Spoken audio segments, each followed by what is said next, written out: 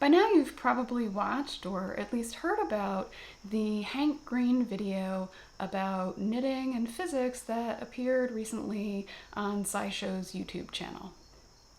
In this video, I want to look at the controversy surrounding that video from another angle, from my own perspective as a knitter who also specializes in communicating and educating people about comparative topics.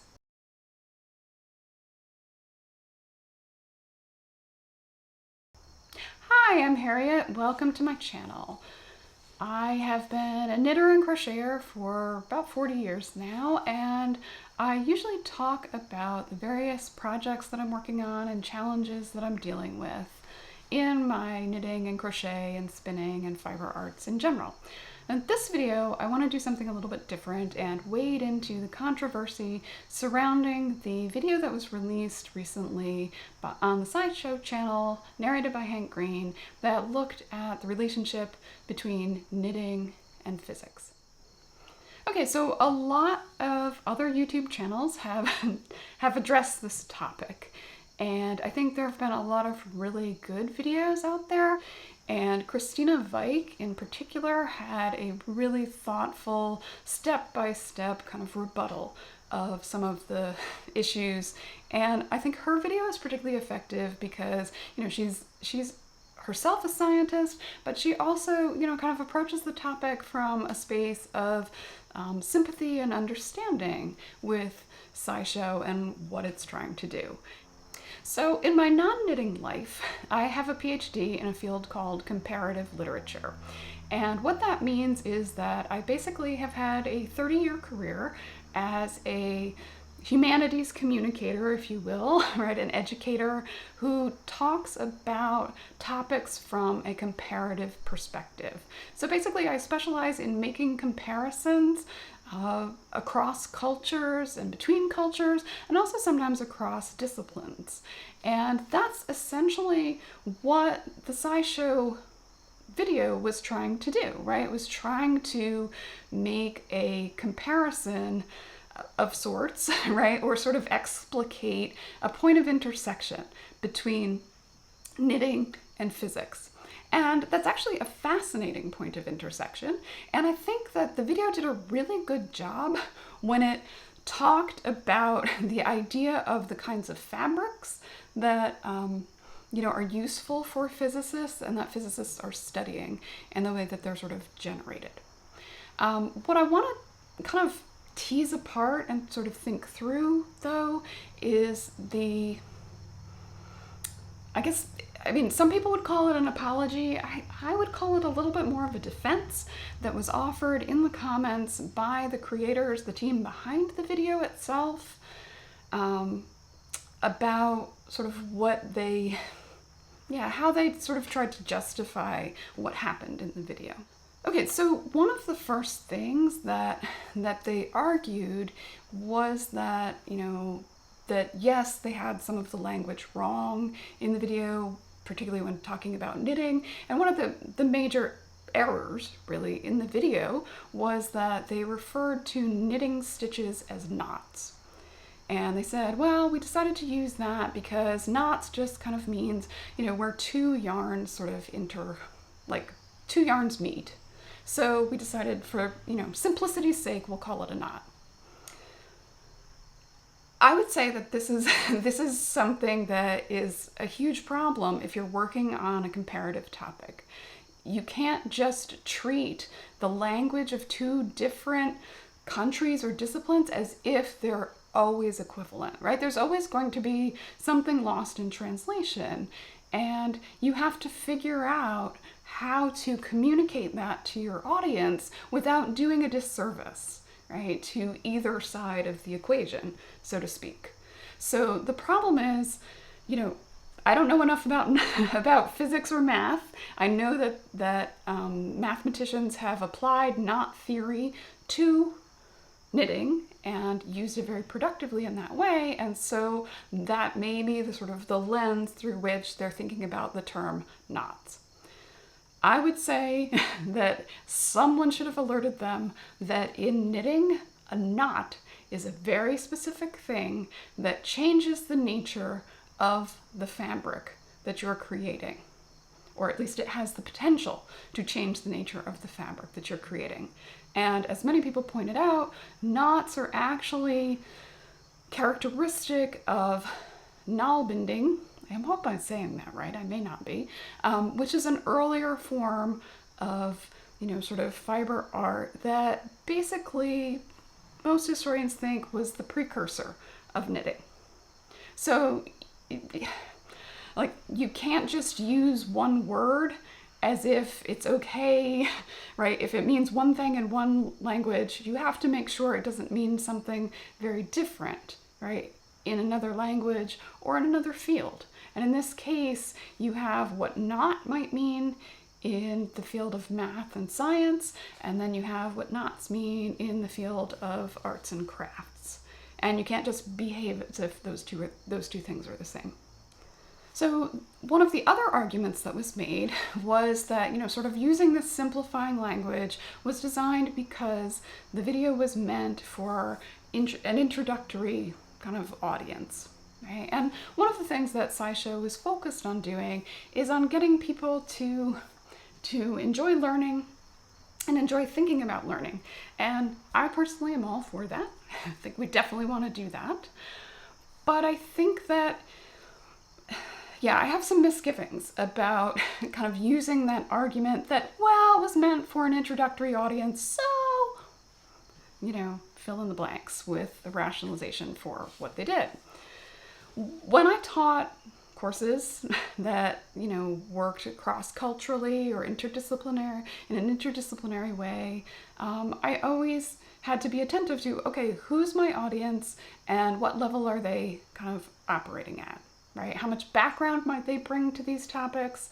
And, kind of how can I pitch what I'm trying to teach effectively? And obviously that's going to be difficult to do on a YouTube channel, especially for a huge channel like SciShow, where you have, millions of subscribers and millions of viewers. Right? You can't ever be all things to all people. However, that said, I would say anyone who identifies as an educator and a communicator is always aware of the fact that you can't misrepresent a field. Right? And I think particularly with a comparative topic like knitting and physics, where you're going across very different disciplinary lines, you have to be attentive to that kind of thing, right?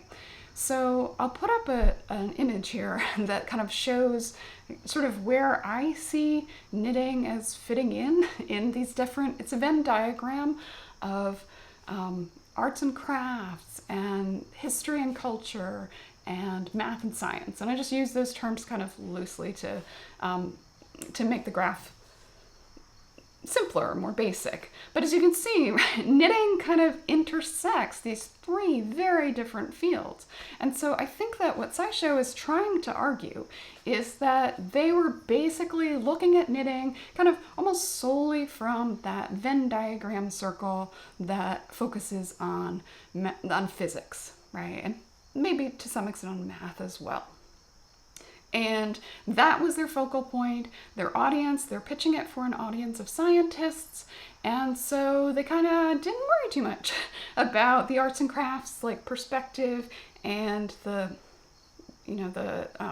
humanities side, right? The cultural perspective.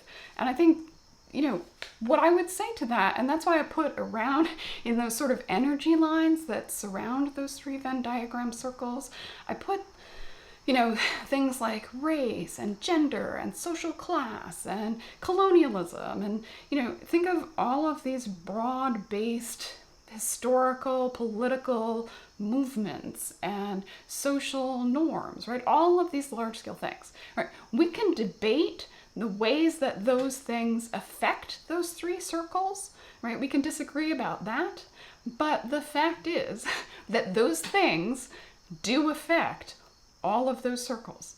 And so you can't simply pretend that they don't.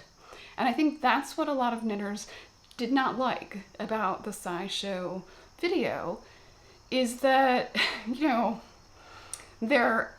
whenever you're sort of addressing a comparative topic solely through one lens and acting as if the other lenses don't matter, you're on shaky ground, right? You're going out on a limb, and you're probably going to start to do some things that pedagogically are going to backfire on you. And that's what I would say happened, with the SciShow video. So one of the things I would argue as someone who has worked a lot on comparative topics, and I think that this aligns with what SciShow, purports to want to be doing, and that is that you want to always make sure when you're taking two fields or two ideas or two cultures and putting them side by side, you never want to kind of do a disservice to one and exalt the other, because that will create problems in your comparison, right? So you may be more interested in one side of the comparison, but if you're deciding to make the comparison, you've got to shore up your knowledge of the other side of the comparison, right? And so I, for one, was not real impressed with most of the people on our team are not knitters. I would say that if you're going to make a video that purports to educate people about a relationship between knitting and physics, then you should make sure that you don't just have physicists. You also have to have knitters kind of weighing in on that. And I think that that's an unfortunate,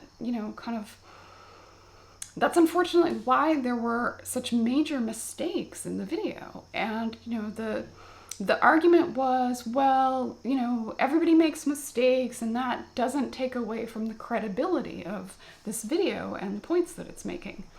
But I would argue that yes, it does, in the sense that it takes away from, you lose any credibility that you had with knitters with this video. Because to watch this video, I think you have to kind of only watch it through a science lens, and then it seems okay. But the problem is the knitters who are also scientists are recognizing okay, this comparison is not well balanced, right? You're making major errors on the knitting side of things. I think one of the ways that I kind of think of it too is that, I used to teach introductory classes, and I also taught advanced classes. And yes, I would have to pitch the ideas and the topics that I was teaching very differently in an introduction than I would in a more advanced class, right? In a more advanced class, there's some things that, you can kind of take for granted. I would say though that would not ever give me a pass for sort of talking about one topic in a way that made it very clear I knew nothing about it really, or didn't care enough to find out more about it, or just assumed it didn't matter too much. I think the other thing that sort of stood out to me was, in talking about their audience, the team members at the SciShow channel, said that, we didn't really realize that knitters would watch this. You're gonna have to color me skeptical on that. Being someone who is, I'm quite new to YouTube, but within several video postings, I think everybody on YouTube learns very quickly that if you use a word like knitting in your title and your thumbnail and your description, then you know that YouTube is going to push that video out and promote it to people who've expressed some kind of interest in knitting. And so I felt like it's a little bit disingenuous to say, well, we didn't really think knitters would watch, so hey, thanks for watching. I think you knew knitters were going to watch. I think that, and that's where people became agitated with the video. I think that it sort of suggests that you didn't really care. Right? You didn't care if knitters watched and were unhappy because the focus was on making sure that the science was good. Okay, so those are my thoughts. I hope that this video has offered you food for thought and is interesting or helpful. If so, please give it a like. Please subscribe to my channel, particularly if you're a knitter. Happy to have you come around, or a crocheter or a spinner. I hope to see you back here again soon.